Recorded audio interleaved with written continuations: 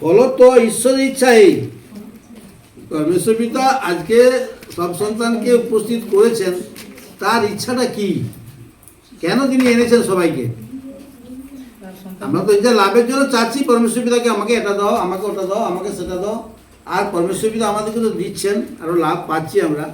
কিন্তু পরমেশ্বরের পিতার কি ইচ্ছা? তার সব সন্তান যেন পরিত্রাণ পায়। তার সব সন্তান যেন পরিত্রাণ পায়। আর কি বলেছে?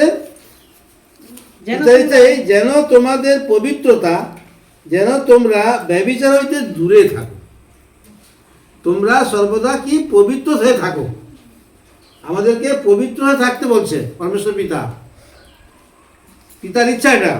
আর কি বলছে? তোমরা ব্যভিচার হইতে দূরে থাকো। তোমাদের এই দুষ্টু নোংরামি কাজ থেকে, মিথ্যা কথা বলা, রাগ করা, হিংসা করা, গালি দেওয়া, হ্যাঁ, পিতা মাতাকে অসম্মান করা, এগুলো থেকে তোমরা সরে থাকো। পিতার আজ্ঞা পালন করো, ব্যভিচার করে দূরে থাকো। তোমাদের প্রত্যেক জন যেন যাহারা ঈশ্বরকে জানে না সেই পরজাতিদের ন্যায় কামাবিলাসে নয়। পরজাতিরা যারা ঈশ্বরকে জানে না তারা কামাবিলাস মানে তার মনের ইচ্ছা, এটা করব, ওটা করব, চুরি করব, ডাকাতি করব, হ্যাঁ, পরের মেয়ে রাস্তা যাবে তাকে টোন করব, এই যে কামবিলাস, এই যে মনের অভিলাষ, এগুলোকে আমাদেরকে ত্যাগ করতে বলছে। কিন্তু পবিত্রগণ পবিত্রতায় ও সমাগরে নিজ নিজ পাত্র লাভ করিতে জানে।